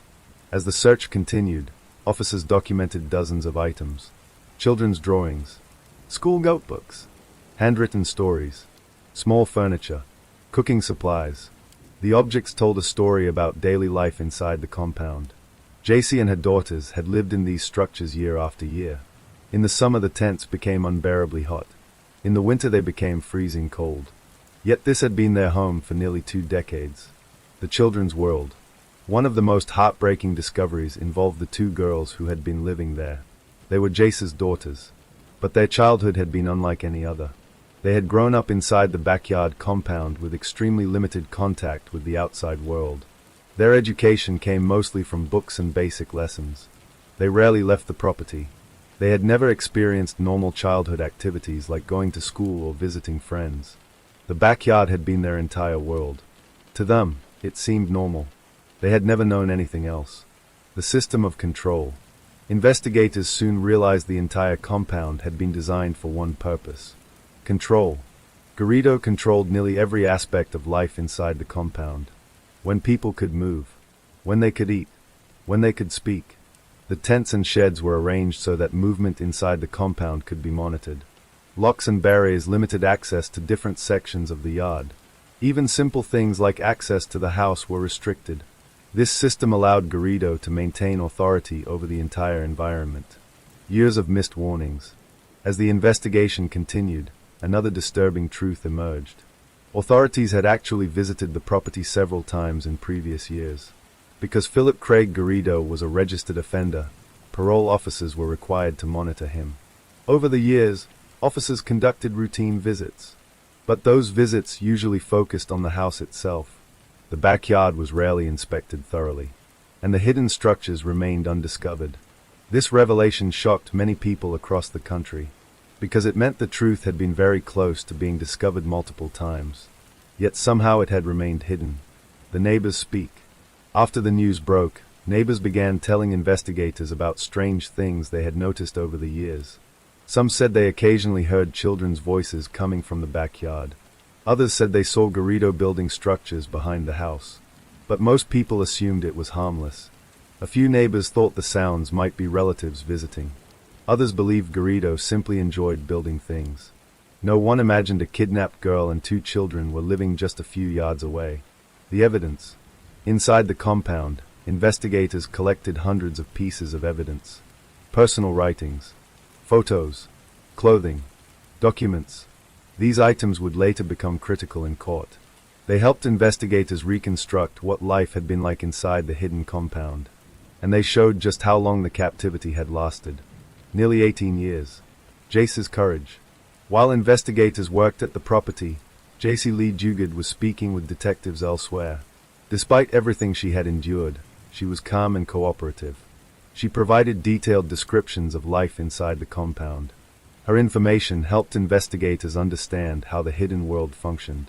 More importantly, her testimony would later play a crucial role in the legal case against Garrido and his wife. The nation reacts. When the details of the backyard compound were revealed to the public, the reaction was intense. People across the United States were shocked. Many wondered how a crime like this could remain hidden for so long. The case also raised serious questions about parole supervision and law enforcement procedures. Investigations began into how Garrido had managed to avoid detection for nearly 2 decades. The next step, with the evidence gathered and the suspects arrested, the next phase of the case began. Prosecutors began preparing for one of the most disturbing criminal trials in recent history. The trial would reveal even more details about what had happened inside the compound, and it would determine the fate of the people responsible. By early 2010, the investigation into the kidnapping of Jaci Lee had gathered overwhelming evidence. The hidden compound, the witness testimony, the physical evidence from the backyard, and most importantly, Jaci's own detailed account of the years she spent in captivity. Now the justice system had to determine the fate of the 2 people responsible, Philip Craig Garrido and his wife, Nancy Garrido. The upcoming trial in California was expected to become one of the most disturbing criminal proceedings in the state's history. But before the courtroom drama even began, something unexpected happened. The charges. Prosecutors built a case that included dozens of criminal charges. These included kidnapping, false imprisonment, long-term captivity, multiple other serious offenses. Each charge carried severe penalties. Together, they could lead to life imprisonment. The evidence against the Garridos was extremely strong. Investigators had documented nearly 2 decades of captivity. There were physical structures in the backyard, personal writings and belongings, and the testimony of the victim herself. Legal experts predicted the case would be nearly impossible for the defense to win. The defense strategy. Attorneys representing Philip Craig Garrido faced a difficult challenge. The facts of the case were widely known. Public opinion was overwhelmingly against their client. Still, the defense prepared arguments focusing on Garrido's mental state. They pointed to his history of strange behavior. Neighbors had described him as unstable and obsessed with religious ideas. He had even claimed to receive divine instructions. But prosecutors argued that Garrido's actions showed careful planning and long-term control, not mental confusion. The backyard compound had been built deliberately to hide his crimes. Jaci's decision. Throughout the legal process, one question remained. Would Jaci Lee testify in court? For many victims, appearing in court against their captor can be extremely difficult. It means reliving painful memories in front of strangers, and facing the person responsible for years of suffering. But Jaci made a decision. She wanted the truth known. She wanted the people responsible to be held accountable. However, prosecutors also wanted to protect her privacy. After careful discussions, they considered an alternative that would avoid forcing her to testify publicly. The unexpected plea. Just before the trial was scheduled to begin, the case took a dramatic turn. Both Philip Craig Garrido and Nancy Garrido agreed to a plea deal. Instead of going through a full trial, they would plead guilty to the major charges. This decision meant several things. First, Jaci would not have to testify publicly about the details of her captivity. Second, the Garridos would immediately face sentencing. And third, the case would reach closure much faster. For prosecutors, it was a practical decision. The evidence was already overwhelming. A guilty plea guaranteed a conviction. The courtroom admission. When the Garridos appeared in court, the moment was tense. The courtroom was packed with reporters, investigators, and members of the public. Everyone waited to hear the defendants formally admit their crimes. The judge asked Philip Garrido if he understood the charges against him. He answered yes. Then he confirmed that he was pleading guilty. Nancy Garrido also pleaded guilty to her role in the crimes. The courtroom remained silent as the admissions were recorded. After nearly 18 years of secrecy, the truth was now officially recognized in a court of law. Jaci's statement. Although Jaci did not testify during a trial, she later prepared a statement describing the impact of the crime on her life. Her words were powerful. She spoke about the years she had lost. But she also spoke about strength and survival. She made it clear that she was not defined by what had happened to her. Instead, she focused on rebuilding her future and protecting her daughters. Her courage impressed many people who followed the case. The sentencing. In June 2011, the final sentencing hearing took place. The judge reviewed the evidence and the guilty pleas.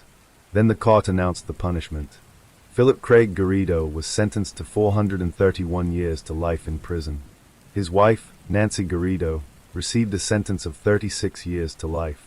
The sentences ensured that Philip Garrido would spend the rest of his life behind bars.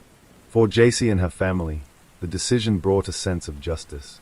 The man responsible for her captivity would never again have the opportunity to harm anyone. A case that changed the system. The Jugad case also triggered major discussions about law enforcement oversight. Because Garrido had been on parole for years, authorities had visited his home multiple times. Yet the hidden compound remained undiscovered. As a result, officials began reviewing parole monitoring procedures. New policies were introduced in several areas to prevent similar failures.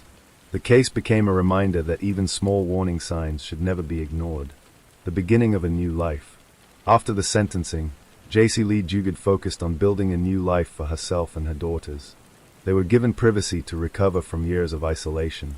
Jaci eventually wrote about her experiences and became involved in advocacy work for victims of kidnapping and trauma. Her story became known not just as a tragedy, but as a powerful example of resilience. When the courtroom doors closed after the sentencing of Philip Craig Garrido and Nancy Garrido, a long legal battle had finally ended. But for Jaci Lee Jugad, another journey was just beginning. For 18 years she had lived in isolation inside a hidden compound in Anch, California. The outside world had changed dramatically during that time. Technology had advanced. Cities had grown. And an entire generation had grown up without ever hearing her name. Now Jaci had to learn how to live in a world that had moved on without her. Reuniting with family. One of the most emotional moments in Jaci's new life was reconnecting with her family. Her mother, Terry Probin, had spent nearly 2 decades hoping her daughter might still be alive. For years she had refused to give up, even when investigators believed the chances of finding Jaci were extremely small. Now the impossible had happened.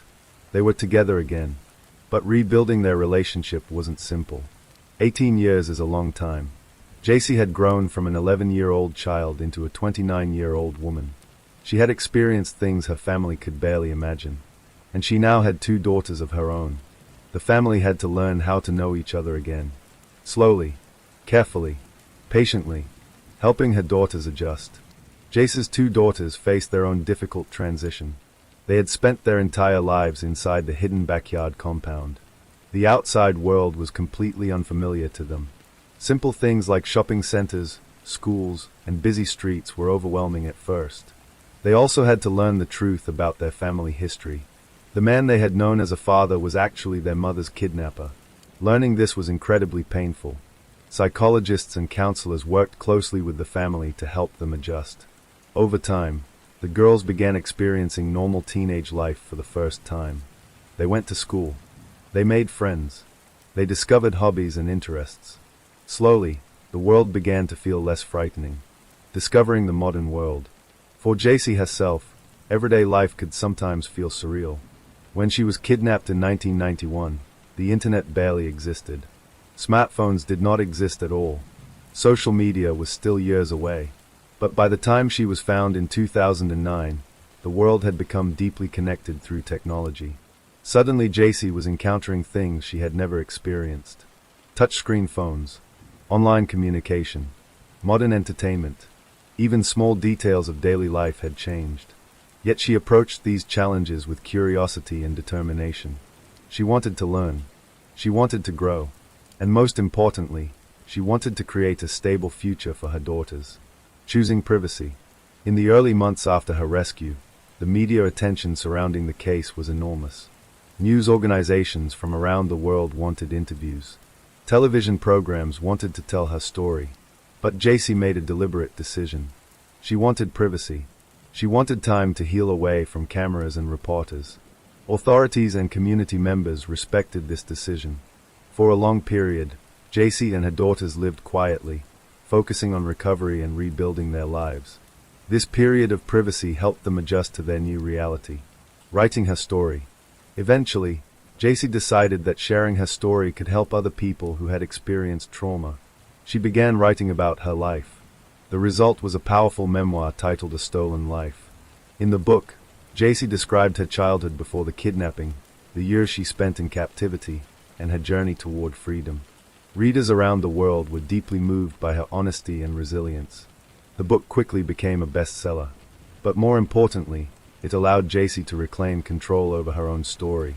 For years, others had spoken about her life. Now she was speaking for herself, helping other survivors. Jaci didn't stop with writing. She wanted to help other people who had survived similar experiences. In 2011, she founded the Jaci Foundation. The organization focuses on supporting families who have experienced kidnapping or trauma. It also works to raise awareness about the long-term emotional challenges faced by survivors. Through this work, Jaci transformed her painful experiences into something meaningful. She became an advocate for people whose voices often go unheard. Public appearances. Although she valued privacy, Jaci occasionally appeared in public to discuss her advocacy work. One notable appearance was during an interview with Diane Sawyer on the television program 2020. During the interview, Jaci spoke openly about survival, healing, and hope. Viewers were struck by her calmness and strength. Instead of focusing on anger, she focused on moving forward. Her message was simple but powerful. Survival is possible. Healing is possible. And life after trauma can still hold meaning and joy. A symbol of resilience. Over time, Jaci Lee became known as a symbol of resilience. Her story demonstrated that even after unimaginable hardship, recovery is possible. Experts in psychology often discuss her case as an example of human adaptability. Despite years of isolation and control, Jaci managed to rebuild her life and support her daughters. Her strength inspired many other survivors of trauma to seek help and share their own stories. Looking toward the future. Today, Jaci continues living a private life focused on family and advocacy. Her daughters have grown into adulthood. They have pursued their own dreams and careers. The hidden compound in Anch, California is now just a memory. A painful chapter that has been closed. But the lessons from that story remain important. It reminds communities to remain alert.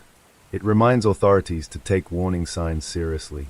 And it reminds survivors everywhere that even in the darkest situations, hope can still survive.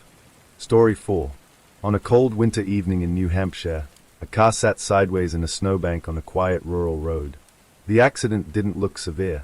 The airbags had deployed. The front of the car was damaged. But what made the scene strange was simple. The driver was gone. That driver was Mora Murray, a 21-year-old nursing student whose disappearance would become one of the most mysterious missing person cases in the United States. And more than 20 years later, no one knows exactly what happened to her. A normal life. At first, before the mystery began, Maura seemed to live a fairly ordinary life. She studied nursing at the University of Massachusetts Amherst. She was athletic and intelligent. Friends described her as friendly, quiet, and determined. She had grown up in Massachusetts, where she had been a talented runner during high school. Her father, Fred Murray, often said she had a strong will and loved being independent. But in early February 2004, something in her life seemed to shift. Small incidents began to pile up. At the time they seemed unimportant. Later they would become crucial clues. The first incident. Just days before her disappearance, Maura crashed her father's car late at night near the campus of University of Massachusetts Amherst. The accident wasn't major. No one was injured. But the situation was unusual. Police responded to the scene and completed a report.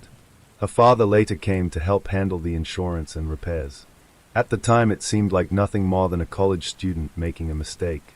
But it was the first strange event in a chain of events. The phone call. A day later, something else happened. While working at her campus job, Maura suddenly became emotional. Coworkers later said she received a phone call that upset her.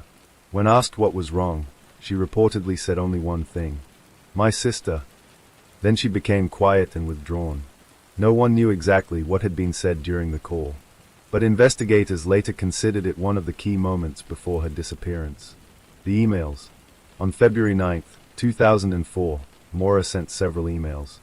One went to her professors. In the message, she said she would be gone for about a week because of a family emergency. But here's the strange part. There was no family emergency. She also emailed her supervisor at work saying she would be away for a few days. Then she packed her car. She withdrew money from an ATM. And she bought alcohol from a liquor store. No one knows exactly where she planned to go. But her destination appeared to be somewhere in New Hampshire. The drive north. Maura left campus in the afternoon. She was driving a black Saturn S-Series sedan. Investigators later traced her route using phone and ATM records. She seemed to be heading north into the mountains. Perhaps she wanted time alone. Perhaps she was meeting someone. No one knows. But by evening she was driving through a quiet area near Woodsville, New Hampshire. That's when everything went wrong. The crash. At around 7:30 p.m., a local resident heard a loud sound outside his home. When he looked out the window, he saw a car in the snowbank. It had clearly crashed on the curve in the road. The resident, Butch Atwood, drove a school bus and lived nearby. He walked over to check if the driver needed help. When he approached the car, he saw Maura. She appeared shaken but not seriously injured. Atwood asked if she wanted him to call the police. She said no. She claimed she had already called roadside assistance. But there was a problem. In that area, cell service was extremely limited. Atwood knew it would be almost impossible to make a call there. Still, Maura insisted she didn't need help. Atwood returned to his house and called police anyway. The 7 minutes. Here's where the mystery becomes truly strange. Police arrived about 7 minutes later. But when the officer reached the crash scene, Mora Murray was gone. The car was empty. Her phone was gone. She had disappeared into the cold February night. The temperature was near freezing. Snow covered the ground. The road was quiet and dark. Yet no one had seen where she went. The items left behind. Inside the car, investigators found several items. Her school books. Her clothes. A box of wine that had spilled during the crash. But many important things were missing. Her cell phone. Her wallet. Her backpack. It seemed she had taken them with her when she left the vehicle. But why? Did she walk away to avoid police? Did someone pick her up? Or did something far more dangerous happen? The search begins. Within hours, police began searching the area. Dogs tracked Maura's scent from the car. But something unusual happened. The scent ended about 100 meters down the road, almost as if she had entered another vehicle. This discovery created a chilling possibility. Had someone driving past stopped and offered her a ride? And if so, who were they? A mystery without an ending. In the days that followed, helicopters, dogs, and volunteers searched the forests around New Hampshire. But no trace of Mora Murray was found. No footprints. No belongings. No confirmed sightings. It was as if she had simply vanished. And the mystery was only beginning. Investigators soon uncovered strange clues about her life before the crash. Clues that raised even more questions. Questions that still remain unanswered today. After Mora Murray disappeared on that dark road in New Hampshire, investigators began digging into the days leading up to her trip. What they discovered was unsettling. Nothing in Maura's life pointed clearly to running away. But several strange events had happened just before she vanished. Events that seemed unrelated at first. Yet together they formed a puzzle investigators still struggle to understand. Trouble at school. At the time of her disappearance, Maura was a nursing student at the University of Massachusetts Amherst. She had once been considered a strong student with a promising future. But during her time at college, she had experienced a few personal setbacks. One of the most notable incidents involved a credit card fraud case. Authorities discovered that Maura had used another student's credit card number to order food several times. The total amount was not huge, but it was enough to lead to a legal problem. Maura eventually admitted what she had done and faced disciplinary action. Friends later said the situation embarrassed her deeply. Still, it didn't seem like something that would lead someone to disappear. The night of the car crash, only 2 days before she vanished, Maura had another strange incident. She had been out with her father, Fred Murray, in Amherst, Massachusetts. Fred had come to visit and was helping her look for a new car. That night they went out to eat together and spent time talking about school and life. Everything seemed normal. But later that night, after borrowing her father's car, Maura crashed it into a guardrail. The accident happened around 2:30 in the morning. Police responded to the scene. The vehicle was heavily damaged. Fortunately, Maura was not seriously hurt. Still, it was another unusual event in a very short time. Her father later said she seemed upset but not panicked. He helped arrange for the car to be towed and returned home the next day. No one knew that in less than 48 hours, Maura would be gone. The emotional breakdown. The next evening, something happened that co-workers would later remember vividly. Maura was working a security desk job at the University of Massachusetts Amherst. Suddenly she became extremely emotional. Witnesses said she looked pale and upset. When a supervisor asked what was wrong, she reportedly said only, "My sister." She refused to explain further. Later, when her supervisor contacted Maura's family, they discovered something surprising. Her sister was completely fine. There had been no emergency. Investigators still don't know what caused Maura's emotional reaction that night. The sudden decision. On the morning of February 9, 2004, Maura began preparing to leave campus. But she told almost no one about her plans. She emailed her professors saying she would be gone for a week due to a family emergency. She also emailed her job supervisor. Again, this emergency didn't actually exist. Why did she say that? No one knows. Then she began gathering items for a trip. She packed clothes. She printed directions from her computer. The directions were for locations in New Hampshire and Vermont. It looked like she was planning a quiet getaway in the mountains. But she never told her family. The ATM withdrawal. That afternoon, security cameras captured Maura withdrawing money from an ATM in Amherst, Massachusetts. She took out $280, nearly all the money in her bank account. The footage shows her standing calmly at the machine. Nothing about her behavior seemed unusual. She looked relaxed, almost as if she were preparing for a normal trip. Investigators would later study that footage countless times. It would become one of the last confirmed images of Maura alive. The liquor store stop. Shortly afterward, Maura visited a liquor store. She purchased several items. Vodka, Kahlua, Bailey's Irish Cream, a box of wine. The purchase seemed odd to investigators. It was a large amount for someone traveling alone. But again, nothing about the purchase suggested danger. After leaving the store, Maura began driving north. The journey toward the mountains. Her black Saturn S series headed toward the quiet roads of New Hampshire. Investigators believe she may have been heading toward an area she had visited before with her family. The mountains there are peaceful and remote. A place where someone might go to think or clear their mind.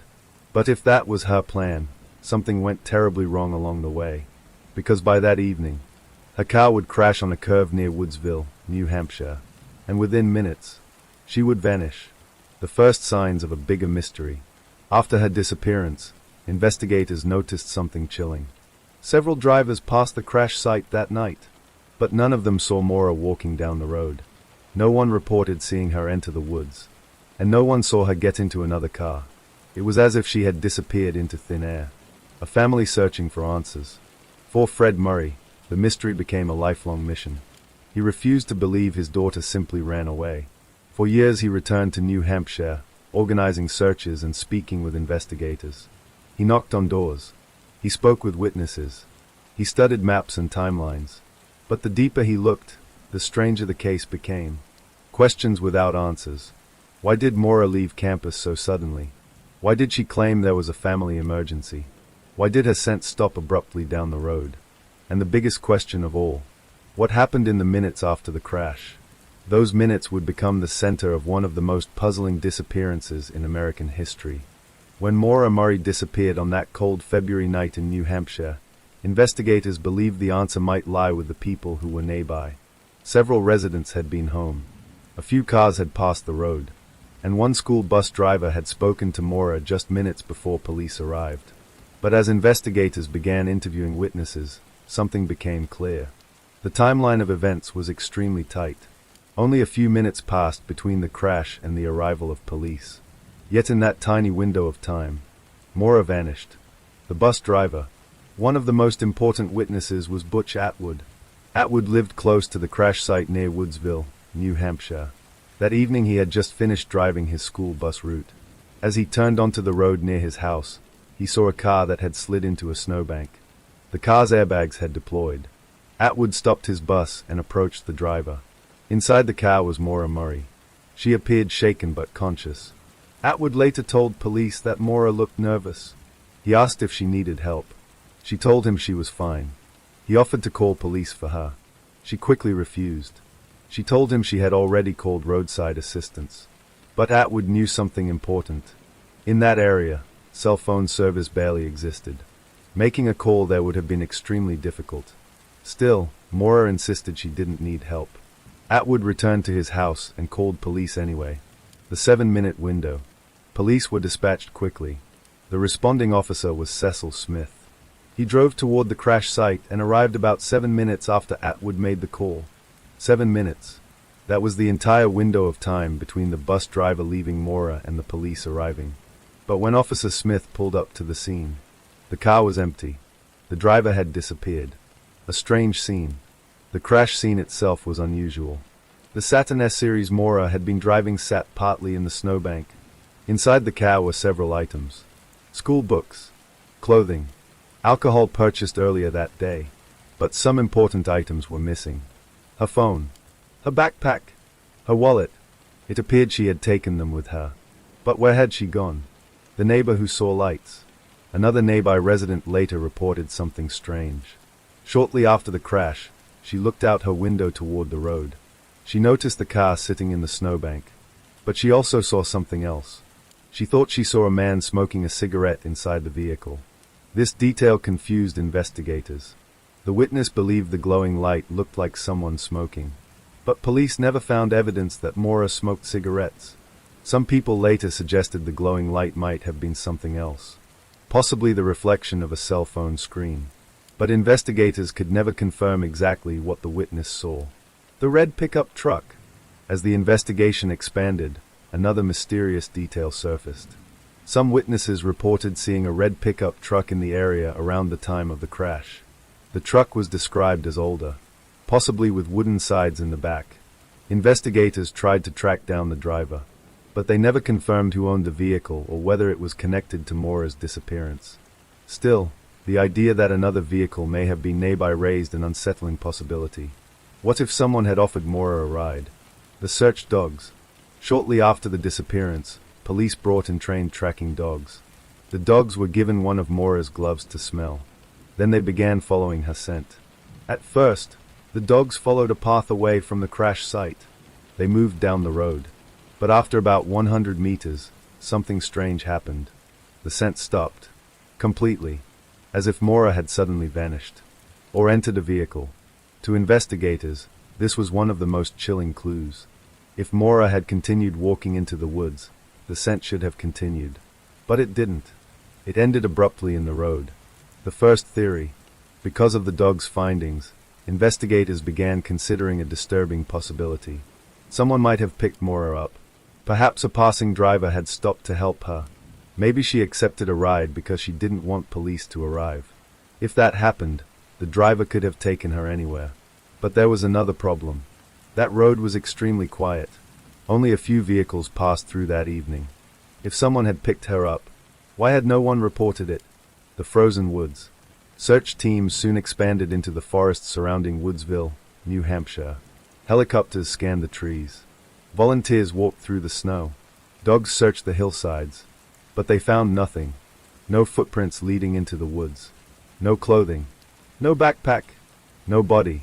For investigators, this made the case even more puzzling.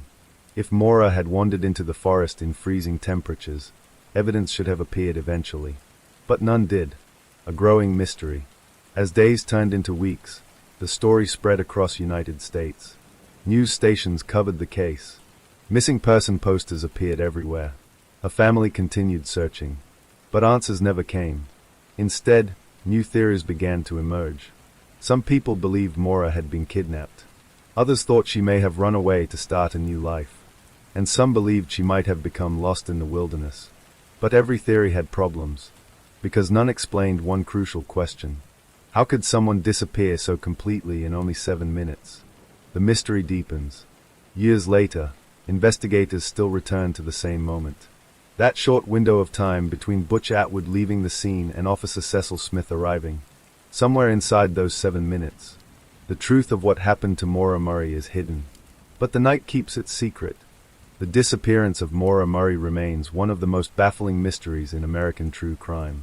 After the initial investigation, authorities and amateur sleuths began developing several theories to explain how a healthy, 21-year-old woman could vanish in the freezing mountains of New Hampshire without a trace.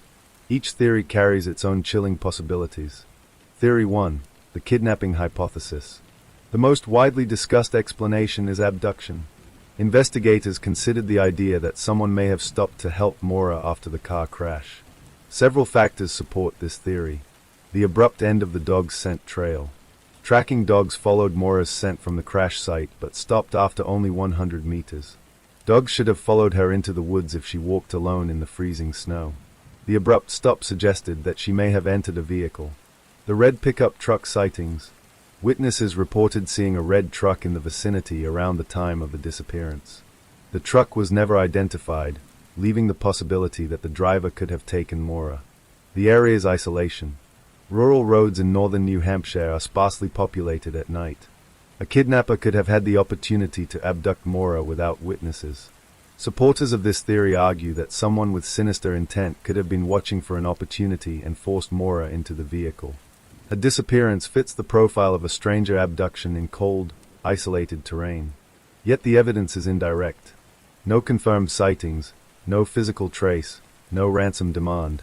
Nothing concrete proves she was kidnapped. Theory 2. Running away on purpose. Some suggest that Maura may have planned her disappearance. Before leaving campus, she sent emails claiming a family emergency that didn't exist, withdrew a large sum of money from her bank account, purchased alcohol in bulk, printed directions for destinations in Vermont and New Hampshire. Supporters of the runaway theory argue that Maura may have been under pressure. School disciplinary issues from the credit card fraud incident, emotional stress from personal or family problems, desire to escape a life she no longer wanted. This theory fits the pattern of other young adults vanishing voluntarily, leaving behind minimal clues. But critics point out major inconsistencies. She left behind personal belongings, including her car keys. She vanished in freezing weather with minimal clothing. No confirmed sightings have ever placed her alive after the crash. It's difficult to reconcile the idea that she planned a careful escape with the chaotic circumstances of the car crash. Theory 3. An accidental death in the wilderness. Another grim possibility is that Maura wandered into the woods after the crash and succumbed to the elements. Supporting this theory, the area is remote and heavily wooded. Winter temperatures in February can fall below freezing at night. Snow and rugged terrain make survival without preparation extremely unlikely. Search teams scoured the surrounding forests, but no remains, clothing, or personal items were ever found. This absence of evidence is unusual, even considering the harsh conditions. Advocates of this theory argue that she may have fallen into a ravine, hidden beneath snow, or been swept away by a stream, circumstances that would make discovery extremely difficult. Theory 4. Something darker. Some of the most unsettling speculation involves criminal intent beyond kidnapping. Could she have been targeted by someone who knew her schedule? Was she lured deliberately to that remote road? Could a predator have observed her at school or her workplace? Those who support this theory point to the meticulous planning Maura did that day. She may have been setting out on a simple trip, but something, or someone, intercepted her. There are no confirmed leads to support this theory, yet for many true crime enthusiasts, the sheer suddenness of her disappearance implies a predatory act. Theories versus reality. The challenge in the Mora Murray case is the lack of definitive evidence. Each theory is plausible in some respects but fails to explain all the facts. Her emails and preparations suggest she might have run away. The dog scent trail ending abruptly implies she might have entered a vehicle. No remains or personal items have ever been found, leaving open the possibility of foul play. Even experts agree, the case is uniquely confounding. The role of the public and amateur investigators. The case became a national phenomenon partly because of the public fascination with missing persons mysteries. Websites and forums dedicated to her disappearance emerged almost immediately. Amateur investigators retraced her route, visited the crash site, and interviewed locals. Theories multiplied, from plausible abductions to elaborate conspiracies. Some of these investigations revealed new but unverified sightings. People claimed to have seen a woman resembling Maura in nearby towns. Some thought she had entered a long-term witness protection scenario. Others speculated she had met with an unknown acquaintance. None of these leads were ever confirmed. The unanswered question. After more than 2 decades, the most chilling part remains. No one knows what happened in the 7 minutes between the bus driver leaving and the police arriving. That short window is where all the possibilities converge. She could have been abducted. She could have wandered into the woods. She could have attempted to run away intentionally. She could have encountered something far more sinister. The truth, if it exists, remains hidden in the winter woods of New Hampshire. Even more than 17 years after her disappearance, the case of Mora Murray continues to puzzle investigators, families, and amateur sleuths alike. While the crash site provided some initial clues, what haunts authorities is the absence of definitive evidence, a near total blank slate in a case that should have left traces. The crash site remains a puzzle. The Black Saturn S series where Maura crashed is the first scene that investigators studied in detail. The airbag had deployed, but there was no serious damage to her body. Personal items like textbooks and clothing were left inside, yet her wallet, cell phone, and backpack were gone. Dog tracking showed her scent abruptly, ending roughly 100 meters from the vehicle. Investigators call this the most confounding clue. How could a young, fit woman vanish so completely in only minutes on a snow-covered road with freezing temperatures? Witness statements and the red pickup truck. Multiple witnesses reported seeing a red pickup truck in the area around the time of the disappearance. The truck was described as older, possibly with wooden sides. Nobody ever came forward to identify themselves as the driver. The vehicle remains unaccounted for in the official case files. Some theorists believe this truck could have been connected to a possible abduction, while others suggest it was coincidental, merely a passing vehicle. Additional witness accounts include a nearby resident who thought she saw a figure smoking a cigarette inside the car, others reporting flashes of light or movement near the woods. None of these observations have been confirmed, yet they add to the eerie ambiguity of the case. School and work records. Investigators looked closely at Maura's academic and employment history. She had emails claiming a family emergency, which was not true. She had withdrew nearly all her money from an ATM before leaving. She purchased alcohol in unusual quantities for a solo trip. These actions suggest planning and intention, but not necessarily why she disappeared in that precise moment. Some argue these could hint at premeditated escape. Others believe they might have been innocuous steps for a brief personal trip. Theories of foul play. Over the years, investigators explored several leads that might indicate foul play. Reports of suspicious people in the area at the time. Searches for evidence of predators targeting lone women in rural New Hampshire. Theories involving random acts of violence or abduction. No physical evidence has ever been found linking any suspect to Maura, leaving authorities frustrated. Amateur investigations and unverified sightings. Due to the lack of concrete leads, amateur sleuths became central to the ongoing discussion of the case. Some claim to have seen Maura in distant towns months after her disappearance. Others suggest she may have entered witness protection or voluntarily relocated. Many of these leads were never substantiated, but they keep the case alive in the public imagination. The challenge is separating credible sightings from wishful thinking, a line that has blurred over the years. Psychological profiles. Experts who reviewed the case considered Maura's personality and mental state. She was intelligent, meticulous, and capable. She experienced stress from minor legal issues and family pressure, but nothing suggesting self-harm tendencies. Investigators considered whether she might have planned a disappearance or been manipulated by someone else. No profile can definitively explain her vanishing. The continuing mystery. The most haunting aspect is the 7-minute window between when the bus driver left and police arrived. Within those minutes, Maura vanished into the night. Tracking dogs lose her scent after only 100 meters. No definitive footprints, personal items, or confirmed sightings exist. This short period remains the key to the mystery, yet it's unknowable. The true sequence of events in those minutes is lost to time. Why the case still matters. The Mora Murray case remains open because investigators never found a body. No suspect has been charged. No definitive evidence has ever surfaced. Her family continues to hope for answers. The public remains fascinated. And true crime enthusiasts around the world still debate the possibilities. Did she run away voluntarily? Was she kidnapped by a stranger? Or did something even darker occur that night? The lack of resolution is what makes the story both terrifying and compelling. Every clue seems to create more questions than answers. The legacy of the disappearance. For investigators, the case serves as a reminder of the limits of evidence. For families, it illustrates the endless pain of uncertainty. And for the public, it's a chilling story that blurs the line between ordinary life and unexplainable disappearance.